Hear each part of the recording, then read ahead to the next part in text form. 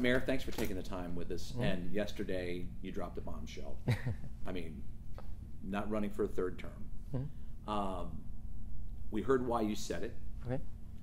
But there's been a lot of conjecture, a lot of rumor, innuendo, whatever you want to say, a lot of people speculating on the real why. Okay. So I want to hit you with a couple of them and hear what you have to say about what other people might think some of the other reasons are. Laquan McDonald, the Jason Van Dyke trial is starting this week. Yeah. The Laquan McDonald video was released after your last election, and it harmed you very much in the minority communities, and people think that perhaps that had something to do with it, that you were taking a lot of heat for that. What do you say to that? Well, look, I can only tell you what I know, which is the conversations I've had with my wife. We just literally this weekend, last weekend, just dropped off our 2 daughters. We had been talking about this for 3 months through the summer, a little longer actually, and we're empty nesters. It's a different point in your life. I understand that people are going to conjecture. I know what's in my soul, what was the right decision for us as a couple, something we hadn't done. A lot of sacrifices, as I said yesterday, that you make along the way. And if you're not in public life, you don't really understand it. The sacrifices that you ask when you move to Washington to serve as the chief of staff and your family stays behind for 6 months, or you come to run for mayor and you leave your family behind for 9 months, or you have to leave your son's bar mitzvah in the middle to go get the last 6 votes for health care. It's a lot of sacrifices, and for the first time in my life, I had a choice to run for re-election. Amy and I were empty nesters, and that was the choice. And if other people want to conjecture, I'm not going to. I know what it is, I know what the truth is, and that's it. The Van Dyke trial was known all the time. It's been known for the last year. So if that was the case, I could have decided this a year ago. That had nothing. That was not the reason. You don't get tired of the criticism that comes from that? I have a responsibility to, as you know, for 100 years the city has tried to do police reform. And I would, and there's been 7 other attempts at it, going back 100 years. My goal is, to, as I said when I spoke to City Council, that other mayors have never done, and no mayor prior to me has done, to honestly deal with it and finally actually get a police department that reflects the whole city. I do think one of the things I would like to put this in context, because I think we make greater progress, is all of public safety has to be part of a reform effort, not just the police department, meaning our investments in our kids, our investments in replacing despair with hope, our investments in a criminal justice system that holds people accountable for the crimes they commit, because people don't have trust in the criminal justice system. What about crime, though? I was talking to my father on the way in, and I've talked to friends, relatives, and all anybody ever says is, what's wrong with you guys? This deadly crime, the violence in Chicago, it defines Chicago nationally and internationally. And how does that weigh on you, knowing that that's the perception everywhere else, well, you know, probably here within the walls of Chicago? You know, it's interesting. So I'll answer that, but it's, look, there are parts of the city that are, not, I wouldn't say immune, but are as safe as other parts of New York and LA. It's concentrated on the southwest side. It pains me to see people take other people's lives.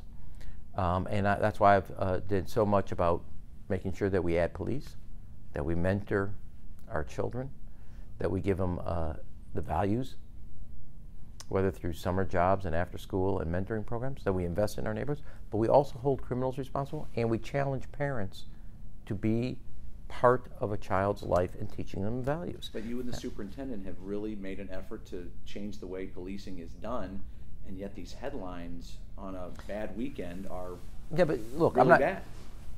Well, it's not just headlines that are bad. It's the reality. Exactly. Okay, so here's my thing, and the way I look at this is, and I think you will do this. It's interesting. So you're already 5 questions in. We just started school year. And I would wonder why I would just say to you, we're also setting some other examples as a city. The best graduation rate growth of any urban school system, the best reading and math growth. So the media appropriately focuses on a real problem. It's a life and death problem. But the answer to that is also the solution that's working in the city of Chicago, which is in the classrooms of the city of Chicago. But in all fairness, I'm going to ask you questions about the why, as I told you a second ago, and you're trumpeting all the accomplishments of education. No, I'm saying I know you're not leaving because of the education system. I'm not. Well, wait a second. No, what I'm saying, I'm not going to ask you a question about that because you've just explained how things are trending in the right direction. No, so here's the thing. Well, one day we'll have a full discussion about journalism and what you do. So let me say this way, which may explain why people are searching out information from a wider source. So here's my view. We have a real challenge. We have had it for a long time. And we have to deal with people's access to guns. We have to deal with, in my view, a shortage of values and impulse control. We have to deal with real despair and creating opportunity.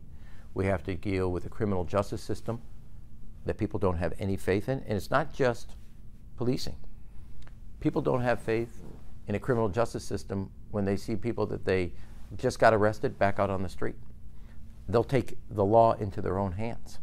So everything that you guys always focus about between the grift between police and community does not tell the whole picture. There's a real gulf between the community and the criminal justice system that doesn't hold people accountable. And if we're going to deal with the problem, we got to deal with all of it. And I, like your father, I don't like to see not the headlines. I don't like to see the reality because when I go and visit these parents in the hospital, I go and see them. I hear everybody talking about it. I'm actually there trying to hug them and trying to help them. And so I would say to you is I know the real challenge it is, not from just a headline perspective, the sense of senseless loss of life. And I do think we're going to have to deal with this once and for all, not just on police. When a person walks an 11-year-old off a playground into an alley, and in that 100 feet, the moral voice never says what I'm about to do is wrong, that is not a policing problem. That is a value problem. Oh, wait a second. 2, when people think that they can take the law into their own hand, then you have a gulf between the criminal justice system and the people that don't think it's actually doing its job. When you actually have a storefront that's boarded up and hasn't been invested in for 50, 60, 70 years, you have children who, I believe, kids can only be what they can see. They see that despair and they internalize it. You have a place that says help wanted, they can see opportunity where there was despair. So there's a whole spectrum. This is not on police alone. It's on all of us, from parenting to pastors to principals. It takes all of us to change that situation. I think most people would agree with that. I mean, what you just said in terms of trying to solve the problem, and it's a huge problem. There's been also some feeling that Mayor Rahm Emanuel would never have left or is planning to leave if he knew the city was getting Amazon. Do you know something about Amazon? Are they not coming here? That was one of the other things. And it's so here's the thing. Look, let's do an interview. I'm not going to just do conjecture. So here's the thing. For 5 years, I'm not going to do it. So for 5 years in a row, Chicago's the #1 city for corporate relocations. For 6 years in a row, Chicago's the #1 city for direct foreign investment. And for the first time in ever a long time, Chicago's unemployment rate is lower than the national average, Chicago area. So what I would say to you is Amazon, we're in a strong position because for the first time we have an economic strategy as a city on how to recruit companies. I've been on the phone all morning with one other technology company about a major opportunity in the city. The next mayor will have to be able to prove that they can actually help continue to grow the city. Amazon is on their own clock, and it's not just dependent on me, but I also think the notion that I would leave because of that is foolish. Or no, you wouldn't. You would leave if you knew they weren't getting it. That's not true. That's all right, let's talk about your campaign war chest. It is significant. There are lots of things you can do with it. What do you plan to do with the money? Have you even I'm thinking of buying CBS. Really? Yeah. I think you can get them. The stock's down a little bit. I think you can get them. I think the Redstone family would let me buy it. Yeah. Okay. No. Yeah, you don't want to get in that mess. I'm giving back to organized labor and the business community. It's their money, not my money, and I appreciate their vote of confidence, which the support reflected. You've had a lot of successes here. We've talked about some of them. Not yet. We'll talk about them. Yeah. How do you want to be? I've talked about them. You haven't asked about them. Well, that's your prerogative to answer whatever question you want to. So I mean, I'm going to start holding up the mirror to you guys. How do you want to be remembered? You've had some ups, you've had some downs here in the 7.5 years. Do you think about legacy? And if so, if anybody told you they didn't think about legacy, they'd be lying to you. So here's the thing. I know what the condition of the city I walked into on May 2011. We're not done, but I have a pretty good sense of what the condition of the city is when I walk out. Here's what I think the biggest thing I've been able to accomplish is around our children.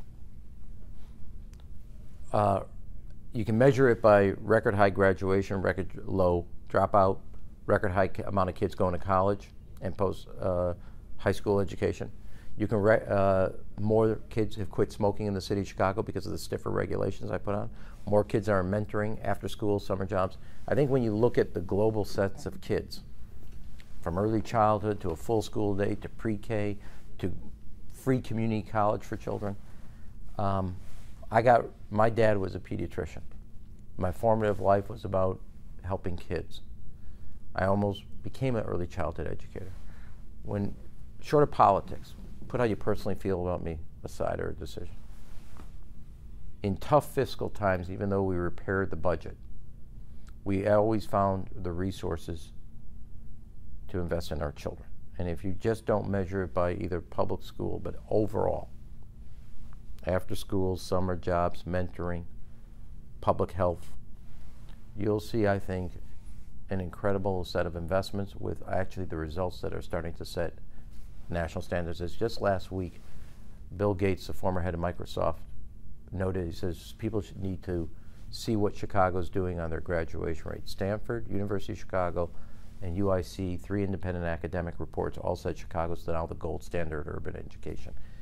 What happens in our libraries, what happens in our public health, what happens in our park system, and then what happens in our public schools have all led to, I think, a brighter future for our kids. So that's on the positive. I can walk through both, as I already have, the job growth and economic growth for the city, and then taking that and turning it into a financial investment for our neighborhoods. The thing that I haven't gotten us everywhere I want to be is on the public safety on the south and west side. And I can walk through the progress we're making. I think we're laying the foundation on it. So in the end of the day, people, as time will settle down animosities, will look at it. And I said this once when I left President Clinton's side. You will look at the entire tenure, not through the prism of how you feel, and as the rearview mirror gives you, and people will make that judgment. What I ran for and what I care about is that we finally not only, it wasn't repairing the budget, we made better choices inside that budget. And the greatest growth in our investments have come in the area of our children. I know you don't get do-overs in politics. Is there one area that you wish you could do over if you had a chance? An area that maybe was a mistake that you would like to? Well, there's a lot. There's well, one thing in particular, though. There may be a handful of them. Is there one thing? Boy, I wish I had that one back. Yeah, I mean, I think there's. I mean, one decision, but there's not a big policy or but one decision. What decision? When it came to, we had a budget crunch at CPS. And when we eliminated the 4% pay raise, I would have, of the last piece of Mayor Daley's pay increase, we should have basically sat down and said, okay, the system, because of what's going on, can't afford it. So how do we do this? And collectively, we did it arbitrarily. I'm responsible, I'm accountable, so that's not everybody. It should have been done more collaboratively than unilaterally. Total mistake. What's the most important thing you take away from this job as you head into empty nest life with your wife and put this in your rearview mirror? Well, I'm not going to look. I'm going to be very involved in Chicago's civic, cultural, educational life. I think that in the end of when I went back and looked at all the editorials. People were wringing their hands like, "Oh my God, Chicago's over." Da, da, da. We have shown that we have the confidence to actually solve problems. 30 years ago, Secretary William Bennett of Education for Ronald Reagan said Chicago was the worst public school system in America. Today, every independent study says that Chicago is the best in the United States of an urban system. It means that if you roll up, all of us, roll up our sleeves, get to work, have a good, healthy debate, that you can actually solve problems. And that's why I'm confident that will also happen in public safety. And so what I say to you is, I ran for education because it's been so much in my life and I know what it means to everybody else. There's no challenge or no opportunity or no problem that Chicago's not facing that doesn't get solved by a good education. We don't know who your successor is going to be. Yeah. It's wide open, a lot of candidates, probably more going to be entering the race. What is the biggest piece of advice you would like to give whoever that successor may be? Well, first of all, I just give you, I used to say to President Clinton, if we knew in the first year of the first term what we knew by the first year of the second term, we'd be geniuses. You have to have judgment. You have to have the ability to learn and grow because nobody's prepared on day one. And so my biggest advice isn't this or that. It would be, and the voters will take this measure of him or her. Who has the judgment? Who has the character? Who has the capacity to learn? Because you will learn. I've learned a lot. And be self-critical to learn. And I think that those are qualities, not a thing. And if that happens, we'll be good as a city. And I will write a note to my successor. But it's not like, watch this. If they ask my advice, I'll give it to them on particular topics. But I think the biggest thing I can do is these jobs require judgment. It's not black and white. It's a lot of gray. These jobs require character. We've never not faced up to a problem. These jobs require the ability to learn and being open to learn. And I've learned a lot. You got a job offer yet? Or 10? I got a number of them. Yeah. Don't worry about me. You're going to be okay? I'll be okay. What kind of time do you want to take before you make the decision? Here's the thing I have my health. I have an unbelievably supportive spouse. I have 3 incredibly great children who have become the young adults I wanted them to become. I'm going to be fine. Don't worry about me. I got 9 months to get 2.5 years worth of work done. That's what you got to ask me about, and that's what I'm going to be focused on. You said the job's not over yet. You just said it. Yeah. I assume you talked about the education, the success is there. I assume that somehow figuring out some of this crime is how you're going to spend your last days. Okay, I've been on the phone yesterday and today with the superintendent. I'm meeting, and I'll be meeting with him today. I'm meeting with Janice Jackson tomorrow.